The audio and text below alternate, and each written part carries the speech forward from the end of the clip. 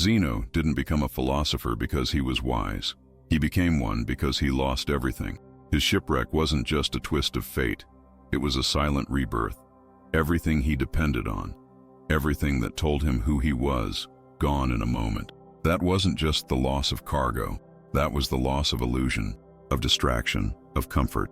And in that absence, something clearer emerged. That's how it begins for most men. Not with strength, but with ruin. Not with control, but with collapse. And that's why this path, this restraint, this thing we call NoFap, isn't about control. It's about remembering who you are when there's nothing left to numb you. This isn't abstinence. Don't mistake it. It's containment. The way fire is contained in a forge. The way rivers are guided not by force, but by direction. When a man chooses not to be ruled by his impulses, he doesn't become cold. He becomes clean. Like Zeno, you stop clinging to the ship. You stop mourning the cargo. You stop thinking pleasure is purpose, because somewhere deep in the silence you realize it never was. In the beginning, the mind fights. Chrysippus described it like a clenched fist, tight, defensive, desperate to hold. That's the first 30 days. You're not recovering, you're gripping, trying to survive without your usual reliefs. But something subtle begins around day 60. The fist opens, not to surrender, but to hold differently, with presence, with precision. You no longer chase, you observe. You no longer react, you remain. You start seeing urges not as commands, but as signals, messages from an old self that no longer leads. Most men never make it past that shift, because they chase energy. They want the surge, the power, the confidence, but they miss the point. It's not about energy, it's about the leak. Why do you keep losing what you build? Why do your mornings feel strong and your nights collapse? Why does your focus die in silence when no one is watching? The answer isn't more willpower. The answer is in understanding where your energy was going and why you were letting it go. Restraint is not denial. It's a recalibration.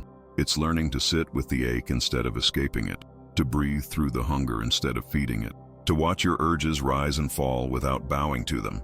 That is where a man begins to awaken, not because he stopped feeling, but because he stopped leaking his life into things that offered nothing back. This isn't about discipline anymore. It's about reordering your soul, not just holding in, but holding together. And when you begin to understand that, when the fog starts lifting, you'll see why most men never reach this. Because it's not about stopping a habit. It's about confronting a system inside you that was built on release. It's about finding the man underneath the noise. And that takes more than strength. It takes stillness. Let's begin. Most men never realize the deal they signed. It wasn't loud. It didn't come with warnings, no alarms. Just a slow, silent agreement made over years. Stress, boredom, rejection, emotional wounds, all quietly answered by the same ritual.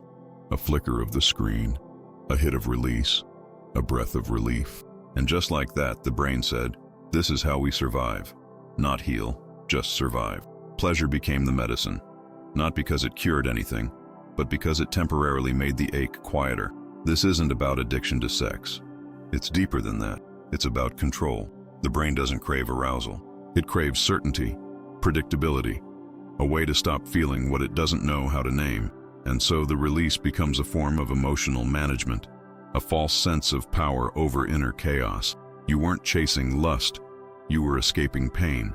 That difference matters, because unless you see it, you'll keep thinking it's about urges, when it was always about wounds. The screen became the confession booth. You walked in with shame, you left with silence, and no one ever saw the cost. Not your posture, not your presence, not your fire. But deep inside, something started shrinking. Not because of what you watched, but because of what you stopped facing. You weren't releasing tension. You were burying it. You weren't expressing masculinity. You were sedating it, slowly, repeatedly, until even joy started to feel muted. It's like a soldier who polishes his weapon but never fires it. Not because there's no war, but because the war is inside, and he doesn't know how to fight it. So he clings to rituals, to habits, to moments of control. That's what this has been. A ritual of false power. You click, you command, you escape, but the grief stays. The emptiness waits, and deep down, so does the man you used to be. That's the deal you made. Not because you were weak, but because no one ever told you there was another way to carry your pain. Now you know. The first day feels strong, like a declaration, a man deciding to take back what's his. But that energy, it's still ego. It's pride dressed as purpose. You haven't faced anything yet.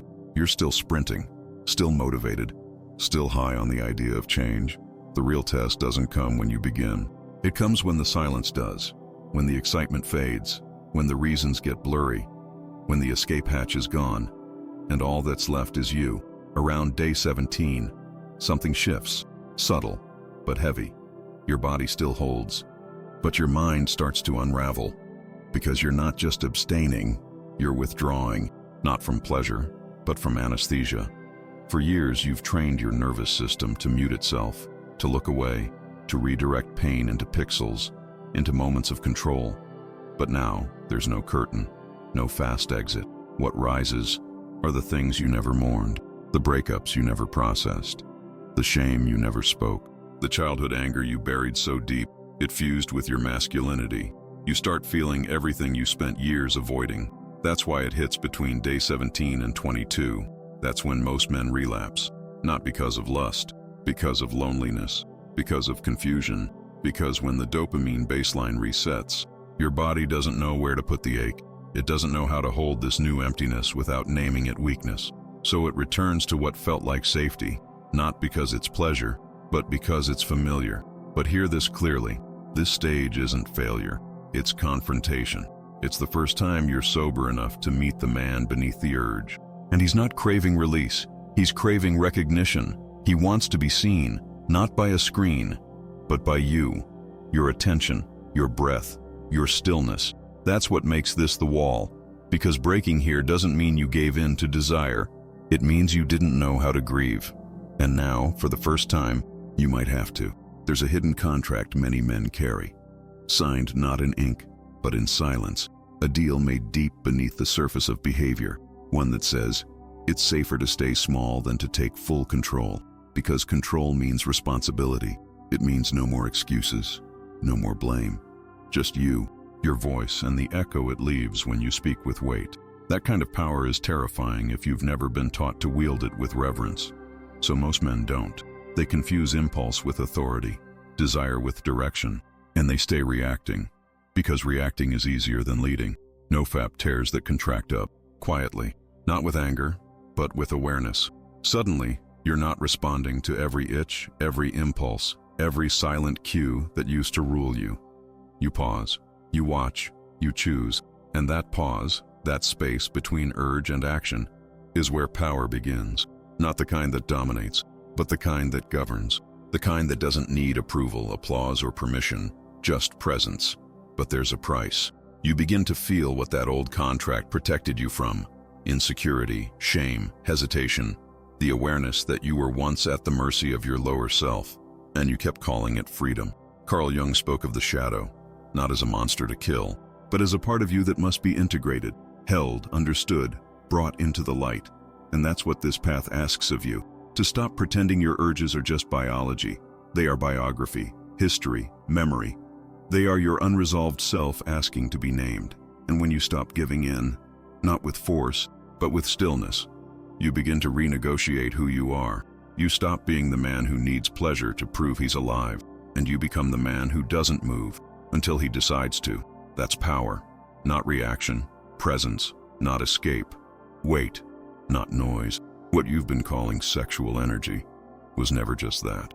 It was masculine fire with no path. It was raw current with no channel. And because it had nowhere to go, it circled back on itself, filling your mind, your chest, your nights, until it became noise. But the truth is, that energy isn't your enemy. It isn't dirty. It isn't dangerous. It's simply wild, untamed, not because it wants to destroy, but because it's asking for direction. And when it doesn't find one, it finds distraction. This is why suppression never works. You can't kill what you haven't understood. You can't outrun what lives inside you. The wise man doesn't fight his urges. He listens to them, redirects them, refines them. Zeno didn't teach silence as denial. He taught it as discipline. Fire, when contained, becomes warmth, becomes power, becomes light. The same flame that burns the house down can also forge steel. What matters is how you hold it. Every urge is a message, not a command. It's your body asking you to remember something. Drive, direction, mission. That tension you feel when you retain, it's not buildup, it's call to action. And until you give that energy a path, it will keep circling back to the place you taught it to go. Release. But release is not relief. Not when it's unconscious. Not when it's constant. That's not freedom. That's erosion. This is where transmutation begins. Not as fantasy, not as spiritual fluff, but as emotional architecture. You choose where the energy lands. You give it work. You put it into your presence, your craft, your conversations, your stillness. And slowly, what once made you restless starts making you real. Not because the fire left, but because you finally gave it shape. There comes a point in the silence when the fire doesn't calm. It flares. Around day 60, something cracks open. Not your resolve, but something buried deeper. You feel it in your shoulders, your stomach, your jaw. Restlessness, tightness, a rage that doesn't have a name. It doesn't ask for attention, it demands it. This isn't the return of lust. It's the surfacing of grief, the masculine kind. The kind no one ever taught you how to carry without crumbling under it. You start pacing, breathing heavier, wondering why everything feels louder, sharper, more agitating. This isn't a flaw, it's a revelation. Your body is remembering what it spent years trying to forget. Every humiliation you swallowed, every time you stayed quiet when you should have spoken, every moment you reached for relief because holding your pain felt like drowning. Now, that current is rising, and it's not asking you to run, it's asking you to feel. This stage breaks men not because it's unbearable, but because it's unfamiliar. Most have never held this much raw energy without dumping it. They've never seen this kind of inner flame without panicking. But what feels like rage is actually release, not of lust, but of sorrow. The unprocessed kind, the masculine kind. Seneca once wrote that ungoverned energy isn't sin, it's misdirected sorrow. And here, in this tension, you meet it face to face. If you push through this, not by force, but by presence, you start to see the shape of it. The ache isn't trying to destroy you, it's trying to be seen. It's your body's way of returning power to your chest, your spine, your eyes. It's the reintegration of everything you lost by numbing. And if you can sit with it, if you can let the storm rage without reaching for the exit, you'll find something on the other side that few men ever taste. Not peace, not yet, but depth. Real, anchored, masculine depth. The kind that doesn't flinch, the kind that doesn't leak, the kind that leads. Before the screen, before the ritual, before the pattern became your silence. Who were you? Not as a man, but as a boy. Before your self-worth was tied to performance. Before you measured your value by how quickly you could escape your own discomfort. There was a time, long ago, when your attention was clean, your fire was untouched. Your presence wasn't filtered through guilt, shame, or need. You weren't trying to prove anything, you just were. But then came the noise. The pixels, the pressure, the subtle voices telling you what a man should be. Telling you where strength came from. Telling you that pain wasn't something to be held, but something to be buried. And so, slowly, pleasure became medicine. Not because it healed, but because it distracted. Over time, you forgot what it felt like to simply sit with yourself. To breathe without agenda. To feel without numbing. To want without rushing. NoFap at this stage stops being about retention. It becomes excavation, a return to memory, to identity. It asks a brutal question. How much of you is habit, and how much is you? You start remembering things you didn't even know you forgot. How you used to laugh, how you used to lead, how you used to look at the world with hunger, not for relief, but for challenge. You don't get that back through motivation. You get it back through mourning. You get it back by choosing to see where you started losing pieces of yourself in exchange for moments of ease. This is where journaling becomes more than reflection. It becomes resistance, not as a therapy session, but as warfare against amnesia. You write not just to remember, but to confront. You pull memories out of shadow. You meet your past self and tell him, I'm listening now. I didn't before, but I am now. Because you matter, because I need you, because the man I'm becoming still remembers the boy I was, and that boy didn't need permission to burn. He just needed a path, and now, finally, we're giving him one. There is a different kind of strength, one that doesn't demand attention, doesn't chase affirmation, doesn't need to be seen to be known. It's not loud, it doesn't perform, It doesn't convince. It simply is. And when a man reaches this kind of strength, it's not because he's holding back. It's because he's holding in, not out of fear, but out of command, out of reverence. Contained masculinity is not repression. It's discipline born from clarity, the kind of clarity that only comes when your energy no longer leaks into every impulse, every distraction, every reaction. You see it in the way he walks, the way he breathes, the way he listens without needing to interrupt. There's weight in him, not tension, not ego, just presence. And when a man walks into a room like that, everything changes. Not because he forces it, but because something inside him no longer needs anything from the outside. That is the quiet power of retention, not just sexual but emotional, not just physical but spiritual. It's the anchoring of your fire into your frame, so it moves with you, speaks through you, becomes you. Women notice it, not because you impress, but because you don't. You aren't performing. You aren't proving.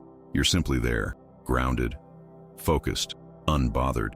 That alone disorients a world built on overstimulation, because presence is rare now. Controlled presence even more so. Neuroscience confirms what ancient men already knew. When a man holds his own energy, those around him feel it, not just as tension, but as direction, as safety, as gravity. This is the essence of masculine containment. Not absence of desire, but command of it. Not avoidance of feeling, but anchoring it so deeply that it no longer needs release. It becomes revelation. You don't suppress the fire, you become the forge, and in doing so, you stop burning those around you and start warming the world you're meant to lead. Zeno never recovered what he lost. He never rebuilt the ship, never got the cargo back. But in that absence, he found something far more dangerous than recovery. He found direction. From wreckage, he built thought. From deprivation, he built doctrine. He didn't chase the old life. He sat in the ruin, and out of it, he carved something that couldn't be taken. That's what this journey is. You're not rebuilding the boy who used to chase pleasure. You're building the man who contains it, the man who owns his silence, the man who walks not with shame but with structure. Marcus Aurelius ruled an empire, but it was in silence where he ruled himself. On battlefields, he was emperor. In solitude, he was sovereign. He met his mind every day, not to dominate it, but to order it, to forge a calm that couldn't be stolen. That's what 100 days is. Not a finish line, not a trophy, a threshold, a crossing, a clearing of the fog where you no longer ask, how long do I need to keep going? Because by then, it's not a fight anymore. It's who you are. You begin this path thinking you're restraining something, that you're holding yourself back. But what you discover, if you last long enough, is that you weren't restraining. You were reforming. You weren't denying your masculinity. You were concentrating it, honoring it, sharpening it, and now it no longer controls you. It follows you because you've built the structure. You've built the walls. You've built the gates. You've become the fortress. So if you've made it to day 100, know this: you are not a man who abstains. You are not a man who escapes. You are not a man who fears his own fire. You are a man who contains, a man who commands, a man who leads, not through noise, but through depth, through direction, through presence. You didn't lose anything. You reclaimed it, quietly, steadily, permanently, and now the real work begins.